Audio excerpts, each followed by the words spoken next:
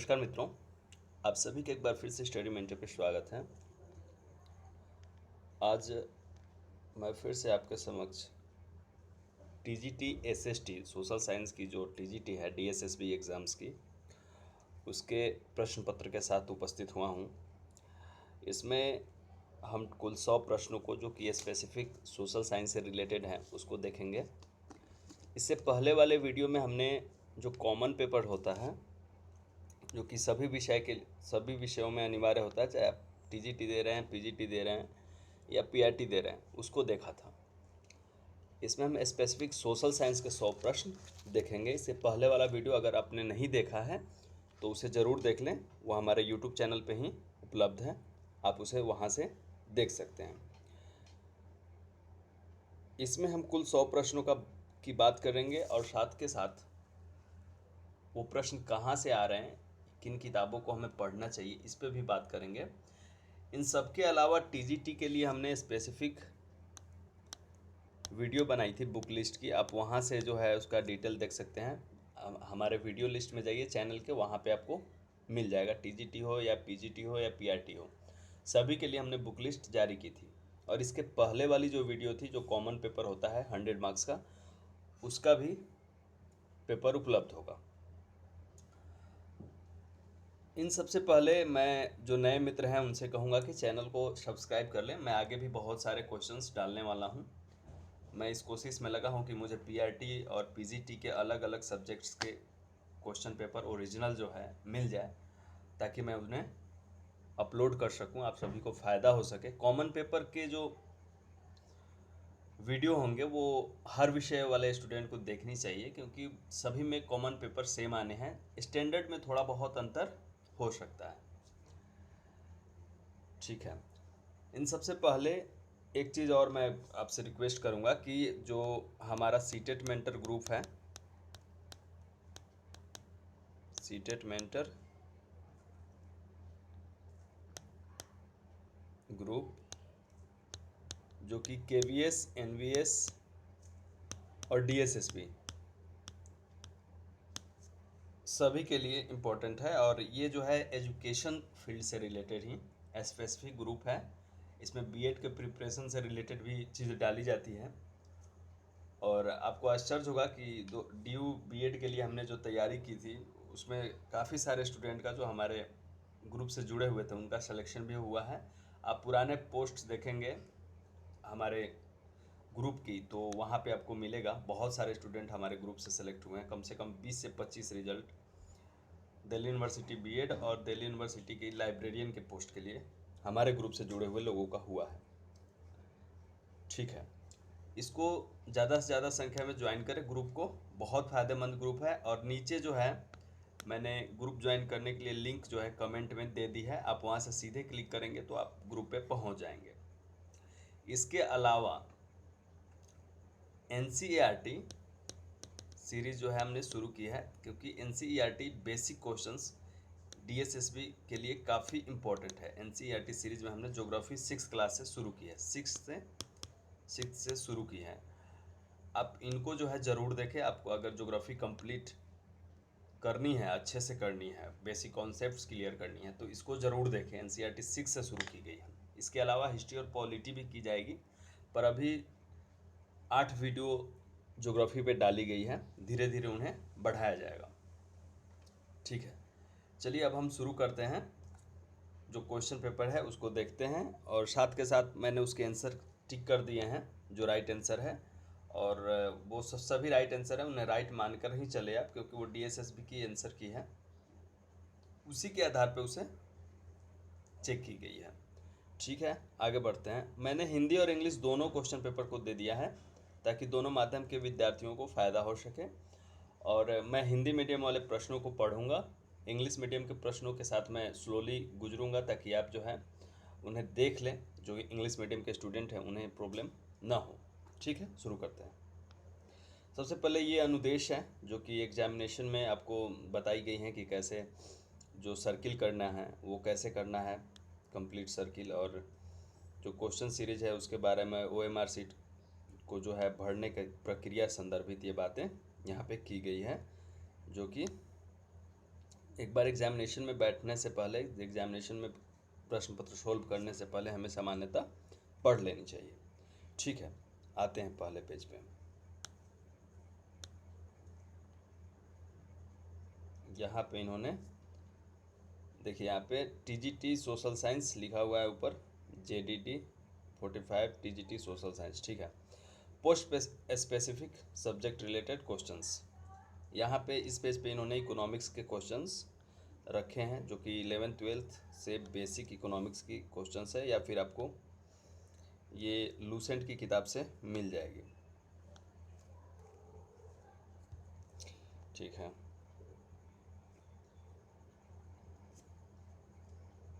Purchasing power theory पूछा है, Karl Marx के बारे में पूछा है, और ये सब यहाँ से 101 से शुरू हुआ है ये प्रश्न।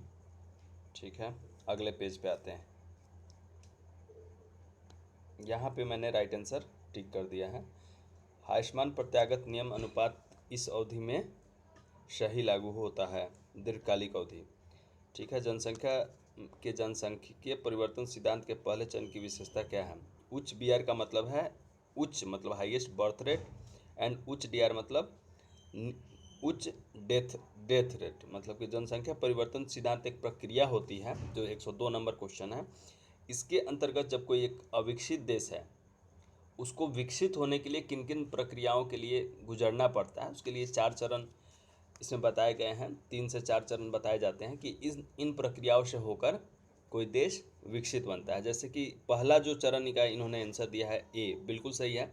देखिए, उच्च बर्थ रेट होता है जब कोई विकसित देश है, तो उनकी तुलना में अविकसित देशों की जो बर्थ रेट है काफ़ी ज़्यादा होगी, और डेथ रेट भी जो बहुत ज़्यादा होगी। डेथ रेट ज़्यादा होने का कारण यह है कि वहाँ पे स्वास्थ्य सुविधाएं नहीं है या बहुत कम है। इसके कारण क्या होगा कि लोगों की मृत्यु जो है बहुत ज़्यादा होती है, क्योंकि स्वास्थ्य सुविधाएं अच्छी नहीं है। बर्थ रेट बहुत ज़्यादा होने का कारण क्या है कि वो अनपढ़ हैं, या उन्हें शिक्षा से बहुत ज़्यादा इंटरेस्ट नहीं है। तो और वो ये मानकर बर्थ रेट बढ़ाते हैं कि उनके अगर 4-5 बच्चे होंगे तो उसमें से 1-2 कंफर्म है कि वो उनकी मृत्यु हो जाएगी या वो मर जाएंगे, तो फाइनली 2-3 ही उनके पास बचेंगे। तो इन चीज़ों को ध्यान में रख के वो ऐसा करते थे, ऐसा करते हैं। या जैसे अफ्रीकन देश को आप वर्तमान में देख लेंगे, तो वहाँ पे उच्च बर्थ रेट और उच्च डेथ रेट दोनों चीज़ें हैं। ठीक है, तो ये अलग अलग कंडीशन को समझाया गया है। ये जनसांख्यिकीय परिवर्तन सिद्धांत है, ये आपको ज्योग्राफी की किताब में भी 11th-12th में मिल जाएगी, और इकोनॉमिक्स की किताब में भी ये 11th-12th स्टैंडर्ड की उसमें भी मिल जाएगी। फिलिप्स का वक्र, ये बेसिक क्वेश्चन है इकोनॉमिक्स का।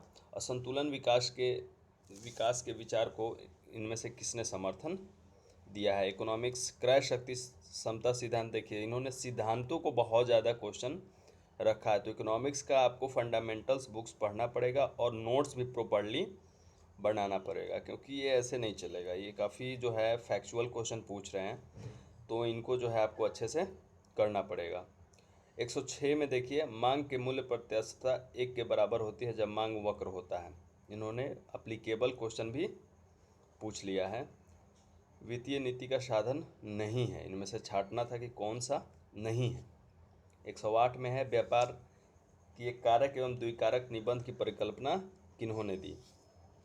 ठीक है, 109 के साथ मैंने कुछ चीज़ें डिस्क्राइब कर दी हैं। मुझे थोड़ा सा कन्फ्यूजन हो रहा था कि और चीज़ें किस चीज़ के से रिलेटेड है, क्योंकि ऐसे क्वेश्चन पूछे जाते हैं, तो इन्हें मैंने नेट से जो है सर्च करके पोस्ट कर दिया है। ब्रंटरलैंड रिपोर्ट जो है धारणीय विकास से संबंधित है, 1987 में डाला गया था। वियना रिपोर्ट इन्वायरमेंटल रिपोर्ट है।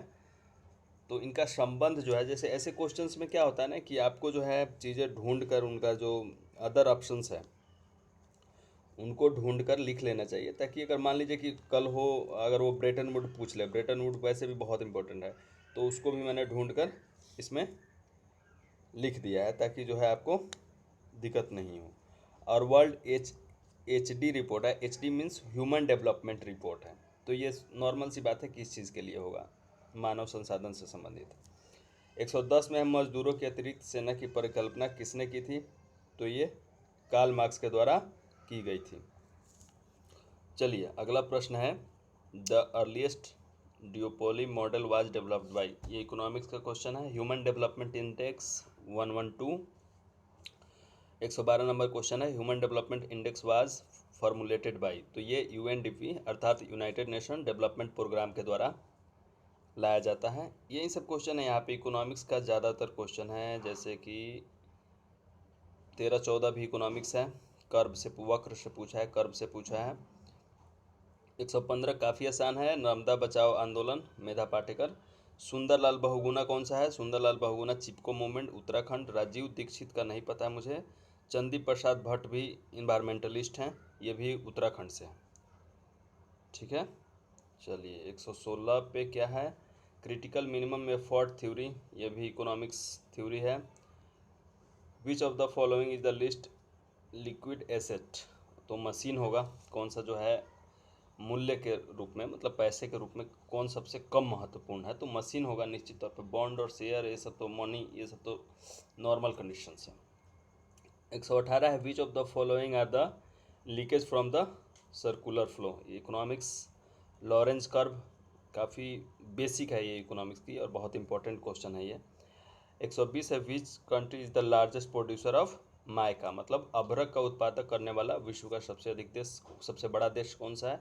तो ये इंडिया है। इंडिया में जो है झारखंड सबसे ज़्यादा करता है, बिहार के कुछ ज़िलों में भी होता है। झारखंड में हजारीबाग है, ये सबसे अधिक करता है। बिहार में गया है, इसके अलावा उड़ीसा और आंध्र प्रदेश के भी कुछ ज़िलों में इसका प्रोडक्शन किया जाता है। वागनर्स लॉ, ये भी इकोनॉमिक्स।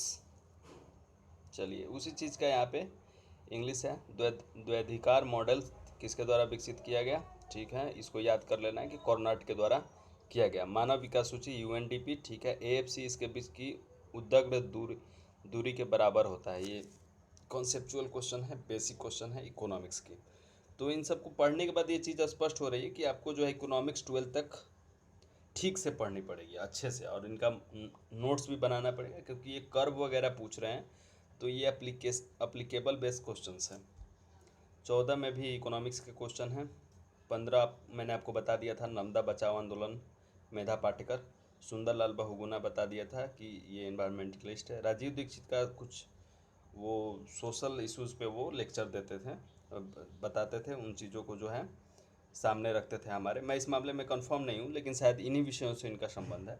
चंडी प्रसाद भट्ट भी इन्वायरमेंटलिस्ट हैं और इन्हें जो है काफ़ी सारे राष्ट्रीय अंतर्राष्ट्रीय पुरस्कार मिला है। सुंदरलाल बहुगुणा को पद्म श्री भी मिला है, पद्म भूषण मिला है, पद्म श्री नहीं, पद्म भूषण मिला है। ठीक है। संकटकालीन न्यूनतम प्रयास इकोनॉमिक्स, क्या न्यूनतम नगद संपत्ति है? मशीन, ये मैंने अभी बताया था आपको। वित्तीय बहाव, ठीक है। लॉरेंज वक्र पूछा है। अभ्रक का उत्पादन, माइका का उत्पादन पूछा है, भारत होगा। वगनर का नियम पूछा है, ठीक है। अगले पेज पे आते हैं। यहाँ पे भी जो है इकोनॉमिक्स का बेसिक क्वेश्चन पूछा गया है। Incidence of tax, free rider क्या है, स्पेसिफिक टैक्स क्या है, ब्रिटन वुड ट्विंस क्या है? ये वर्ल्ड बैंक, आईएमएफ और वर्ल्ड बैंक का है, I think. IMF and world bank का जो है ब्रिटन वुड सम्मेलन के द्वारा स्थापित किया गया था। ठीक है। इसके बाद हम आते हैं प्राइस रिगिडिटी क्या है, in which year forest right act, ये फैक्चुअल क्वेश्चन है, ये आपको पता होना चाहिए। उसके बाद जो है इन्होंने अभी तक ये इकोनॉमिक्स को रखे हैं, देखिए यहाँ तक 28, 29, 30 भी इकोनॉमिक्स है, 31 भी इकोनॉमिक्स है, 32 से इन्होंने हिस्ट्री शुरू किया। देखिए कलिंगा वार, इसका हिंदी ट्रांसलेशन बहुत ज़्यादा बेकार है कलिंगा वार का। ये 13 से संबंधित है, जो 13वां शिलालेख था, रॉक एडिक्ट 13, इसका हिंदी ट्रांसलेशन इन्होंने बहुत गलत किया है। तो ये फैक्चुअल क्वेश्चन है, इसके लिए आपको लूसेंट की किताब देखनी पड़ेगी। ऐसे एनसीईआरटी में भी मिल सकती है, लेकिन लूसेंट की किताब जो है यहाँ पे इंपॉर्टेंट हो जाती है, क्योंकि वो फैक्चुअल को टेबुलेशन करके जो इंपॉर्टेंट फैक्ट होते हैं वहाँ पे उन चीज़ों को वो एक साथ रिवीजन के लिए अच्छे से दे देते हैं। तो आप एनसीईआरटी के साथ साथ मैं यही कहूँगा कि आप लूसेंट भी प्रीफर्ड करें, लूसेंट सामान्य ज्ञान। मैं उसके कुछ ऑडियो भी डाला हूँ, लेकिन पूरे ऑडियो इसलिए नहीं डाल पाया क्योंकि उसकी अच्छी रिस्पॉन्स नहीं आई थी, इसलिए मैंने उसे बंद कर दिया। ठीक है। और इसके बाद जो है इलाहाबाद पूछा है कि इंस्क्रिप्शंस वाज इशूड बाय, तो ये समुद्रगुप्त से संबंधित है, इसे याद रखें। ये बेसिक हिस्ट्री है, ये एनसीईआरटी की किताब में भी मिल जाएगी, लूसेंट में भी मिल जाएगी। आगे आते हैं, ये हिंदी में है इसका। हाँ देखिए, कर भार क्या होता है, ठीक है। मुक्त अनवृद्धि फ्री राइडर समस्या, ठीक है। विशेष कर क्या होता है, ब्रेटन वुड, मैंने सही बताया था आपको। आईएमएफ और वर्ल्ड बैंक के द्वारा ही, आईएमएफ और वर्ल्ड बैंक की स्थापना ही इसके द्वारा किया गया था। मूल अनियमितता वन अधिकार अधिनियम 1969 में पारित हुआ था। मूल्य विवेक, ऐठा हुआ मांग वक्र, ठीक है। इकोनॉमिक्स है, अशोक का देखिए रॉक फरमान लिख दिया है इसे। 132 का हिंदी ट्रांसलेशन बहुत गलत है, आपको जो है इंग्लिश का वर्जन पढ़कर ही आप इसे सॉल्व कर पाइएगा, नहीं तो आप कंफ्यूज हो जाइएगा। फरमान शब्द यूज कर दिया है, ठीक है। 133 है इलाहाबाद अभिलेख, समुद्रगुप्त, ठीक है।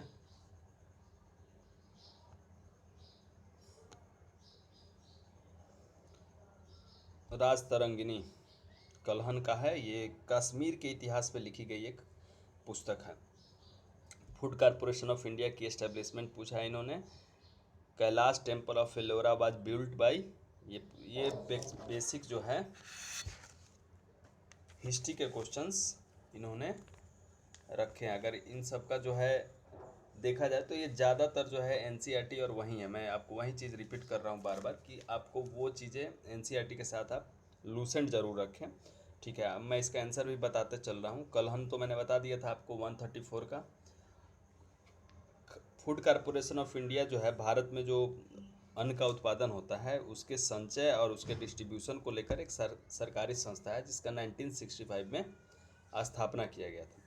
कैलाश टेम्पल जो है कृष्णा वन के द्वारा स्थापित किया गया था। लाख बख्श कुतुबुद्दीन ऐबक को कहा जाता है। Mohammad bin Tughlaq transfer the capital to Delhi to Devagiri, ठीक है, देवगिरी किया था इन्होंने, ठीक है। तालीकोट का युद्ध हुआ था विजयनगर और ब्राह्मणी साम्राज्य के बीच, okay. A battle of Panipat was fought between, first battle पूछा है, पहली लड़ाई, ओके। पहली लड़ाई हुआ था बाबर और इब्राहिम लोदी के बीच 1825 में या 1828 में हुआ था, मुझे याद नहीं है अभी। 1825 या 1800, सॉरी 1800 नहीं, 1500, 1525 या 1528 में हुआ था, ठीक है। दूसरा है, इसके बाद वाला है the famous madrasa of Bidar was built by, यह है मोहम्मद गवान।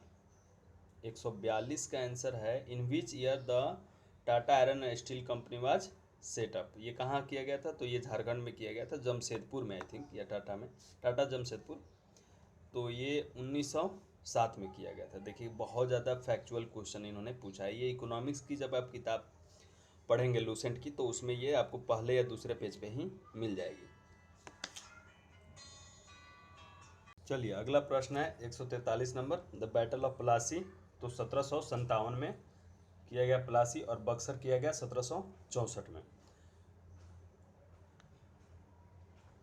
ट्रीटी ऑफ मैंगलोर, मैंगलोर की संधि, ये दूसरा अंग्रेज मैसूर युद्ध के बाद किया गया था, ठीक है। 145 the permanent settlement was introduce by Lord Cornwallis.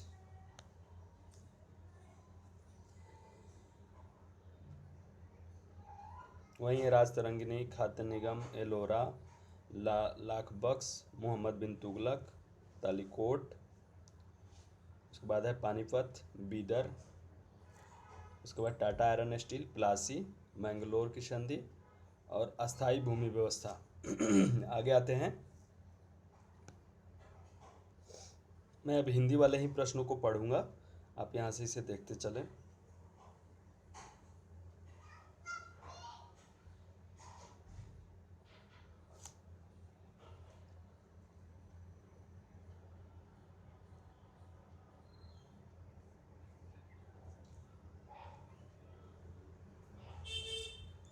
Doctrine of lapse पूछा गया है, लॉर्ड डलहौजी के द्वारा किया गया था ये, ठीक है। इसमें जो जो स्टेट्स हैं जो 1845-46 के आसपास से शुरू हुआ है, 54-55 तक चला है, तो इसमें जो जो स्टेट्स इसके अंतर्गत आते हैं उनका भी आप फैक्ट याद कर लें कि कब किया गया और सबसे पहले और सबसे बाद में किसे किया गया, ये आपको लूसेंट की किताब में उपलब्ध है, वहाँ से आप देख लें।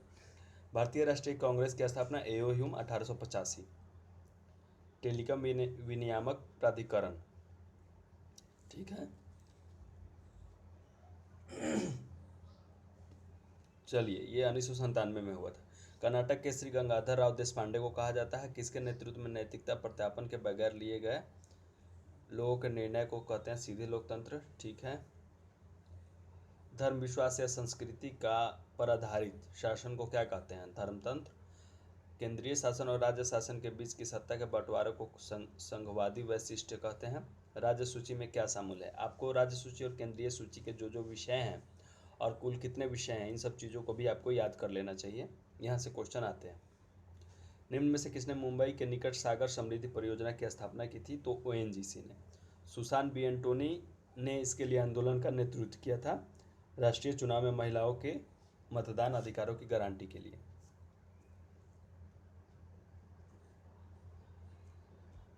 ये इंग्लिश के प्रश्न पत्र हैं, सॉरी इंग्लिश के प्रश्न हैं, आप इसे देखें।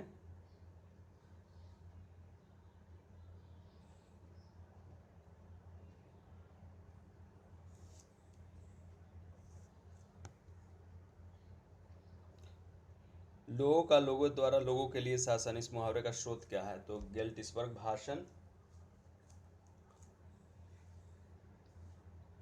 अमेरिका में चर्च और शासन के बीच विभाजन की दीवार नहीं होनी चाहिए, ये मुहावरा कहाँ पाया जाता है? थॉमस जेफरसन के पत्र में।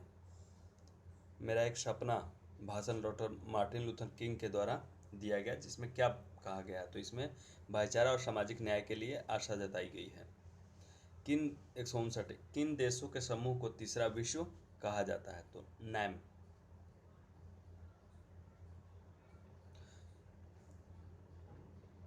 160 है गुजराल वाद क्या है? तो ये इससे किस इनसे अच्छे संबंधों को अधिक महत्व दिया है? तो ये सार्क देशों के साउथ एशियन देशों का एक समूह है सार्क। 161 है गर्भपात के संबंध में निम्न में से कौन सा कथन सही है? सर्वोच्च न्यायालय ने ज़्यादातर कानूनी रोक को खारिज किए हैं। 162 है भारत में सरकारी नौकरी में कौन सा ओहदा या स्थान सर्वोच्च है? तो ये होता है कैबिनेट सचिव का। HRD आयुक्त ह्यूमन रिसोर्स डेवलपमेंट डिपार्टमेंट में होता है, इनसे बड़ा पद होता है कैबिनेट सचिव। राष्ट्रपति और अध्यक्ष, इन सब से कंफ्यूज नहीं होना है क्योंकि सरकारी नौकरी पूछा गया है। तो कैबिनेट सचिव जनरली IAS कैडर के अधिकारी बनते हैं, जो कि मोस्ट सीनियर IAS ऑफिसर्स होते हैं, जो कि 57-58 साल अपनी सर्विस को पूरा कर चुके होते हैं, उन्हें ही कैबिनेट सचिव बनाया जाता है। भारत के पहले मुख्य चुनाव आयुक्त कौन थे? तो ये थे सुकुमार सेन। TN सेशन 1995 के आसपास, 90 के दशक में जो है ये चुनाव आयुक्त थे। तो सुकुमार सेन आज़ादी के समय थे, ठीक है, पहले वहीं थे। IK गुजराल, इंद्र कुमार गुजराल, ये चुनाव आयुक्त नहीं थे। VK मेनन भी रक्षा मंत्री थे या रक्षा सचिव वगैरह से, रक्षा विभाग से संबंधित रहे हैं, बहुत प्रसिद्ध अधिकारी रहे हैं। 163 के बाद आगे बढ़ते हैं।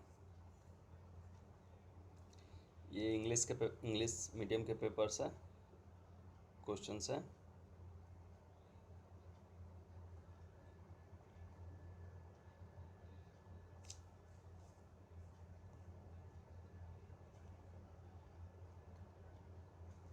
भारत के राष्ट्रपति के अधिकृत विश्राम धाम में एक है सिकंदराबाद का राष्ट्रपति भवन, दूसरा कौन सा है? दूसरा शिमला में स्थित मशोबरा का रिट्रीट भवन, ठीक है। राष्ट्रपति द्वारा राज्यसभा के लिए 12 सदस्य, ठीक है, नियुक्त किए जाते हैं। अंतर्राष्ट्रीय दिनांक रेखा या लगभग इसके बराबर होती है 180 डिग्री यमोत्तर रेखा के। यह हमारी NCERT की जब आप वीडियो देखेंगे वहाँ भी आपको मिलेगी। आजकल निम्न में से कौन सी कागजी मुद्रा प्रचलन में है? तो अविनिमय। सिक्किम को छूने वाला कौन सा एकमात्र भारतीय राज्य है? तो वो है पश्चिम बंगाल।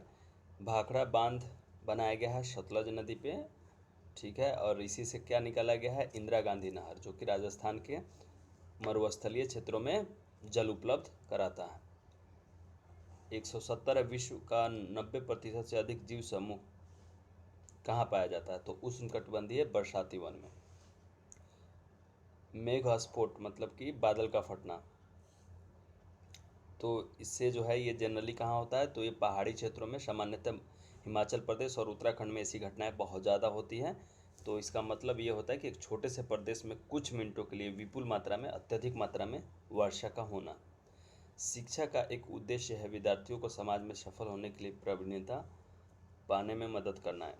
इसका एक उदाहरण क्या है? तो प्रकट कार्य 172 नंबर। ठीक है, ये इंग्लिश मीडियम के प्रश्न हैं।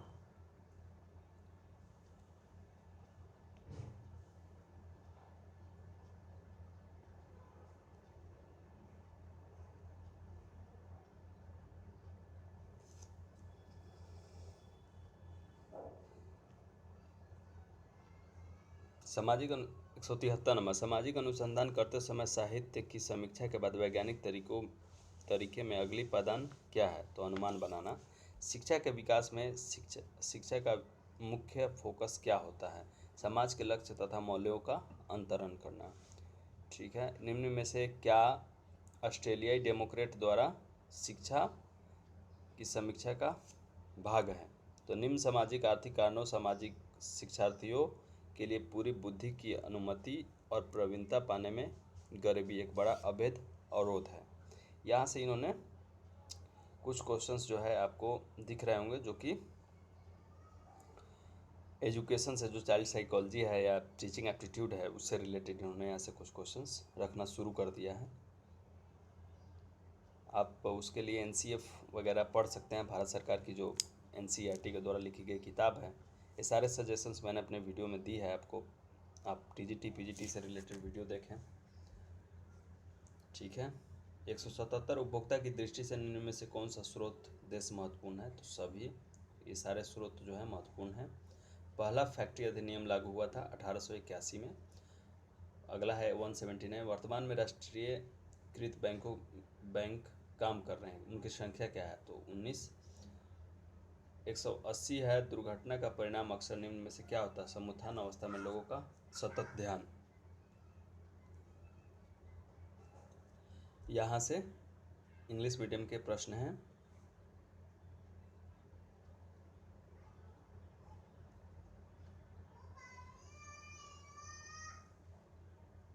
ठीक है, आगे आते हैं। मानवतावादी सहायता देने के निर्णय का निर्धारण यह करता है, तो सभी होगा इनमें से। संकट संचालन में प्रवीण सामाजिक कार्यकर्ता, यहाँ इनमें से कौन सा है? तो सभी होंगे। 182 नंबर था ये।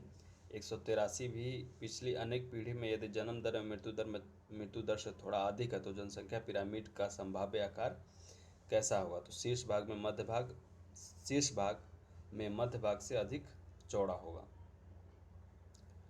सभी 3 सिद्धांत प्रतिमानों द्वारा उदाहरण से अंतर्दृष्टि के लिए मूल पाठ में निम्न में से कौन से सामाजिक जीवन के पहलू का उपयोग किया गया है? तो वो है खेलकूद। 185 नंबर। उत्पादक जीवन के वर्ष का परिकलन मृत्यु की आयु इतनी मानकर किया जाता है, तो वो है 65। अगला प्रश्न है 186। जनन क्षमता के उत्तम तरीके से बुद्धिसंगत नियंत्रण इस प्रकार हो सकता है शिक्षा के माध्यम से। 12वीं पंचवर्षीय योजना में लक्ष्य वृद्धि दर कितनी है? तो 9%। एक चीज़ मैं यहाँ कहूँगा, 187 पढ़ने के बाद आप नीति आयोग को एक बार अच्छे से पढ़ लें, क्योंकि हो सकता है कि यहाँ से क्वेश्चन डेफिनेटली रहेगा। नीति आयोग से वो क्वेश्चन रख सकते हैं। चलिए 188 पे आते हैं। बारंबारता बंटन सारणी को इन्होंने पूछा है, तो मरक विज्ञान इसका आंसर है।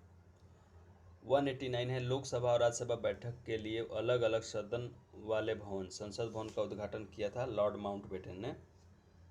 190 है यूएन की सामान्य सभा की पहली महिला अध्यक्षता की थी किस महिला ने? तो विजया लक्ष्मी पंडित ने।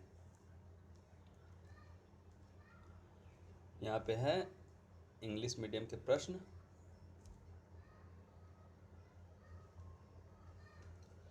एसबीआई का पुराना नाम पूछा है इन्होंने। इंटरनेशनल कोर्ट ऑफ जस्टिस पूछा है, जो कि द हेग में है, नीदरलैंड में।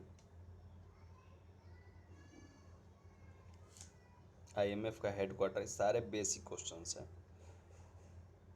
चलिए आते हैं हम हिंदी मीडियम में। भारत के संविधान तहत वास्तविक कार्यकारी अधिकार इनके पास होता है, प्रधानमंत्री और उनकी परिषद के पास। बिल्कुल सही। एसबीआई का पुराना नाम इंपीरियल बैंक ऑफ इंडिया। अंतर्राष्ट्रीय न्यायालय अदालत का मुख्यालय कहाँ है? तो द हेग में, ये नीदरलैंड में है। राष्ट्रपति के चुनाव में निम्न में से कौन सा भाग नहीं लेता है? विधान परिषद के सदस्य। विधान परिषद के सदस्य। IMF का मुख्यालय वाशिंगटन डीसी है, बिल्कुल सही। सर्वेंट ऑफ इंडियन सोसाइटी, ठीक है, बी आंसर है। 197 कौन सी पंचवर्षीय योजना में महालनोबिस योजना लागू की गई थी? तो ये द्वितीय पंचवर्षीय योजना थी। इंग्लैंड को किसने दुकानदारों का देश कहा था? तो ये नेपोलियन के द्वारा कहा गया था। एशियाटिक सोसाइटी की स्थापना विलियम जोन्स के द्वारा की गई थी। ये पश्चिम बंगाल में बहुत ज़्यादा एक्टिव थी। 200 नंबर। आई केम, आई सो, आई कॉन्कर्ड मतलब जीतना, किसने कहा था? ये जूलियस सीजर में शेक्सपियर के द्वारा, ठीक है।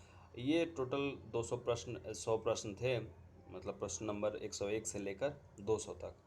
तो हमने इसे देखा और मैं आशा करता हूँ कि ये चीज़ें आपको फ़ायदा करेगी, क्योंकि ये सभी जो है क्वेश्चन के स्टैंडर्ड्स को समझने में हमारी सहायता करती हैं। और जो नए मित्र हैं चैनल को सब्सक्राइब कर लें। फिर हम अगले वीडियो में मिलते हैं। नमस्कार मित्रों, थैंक यू।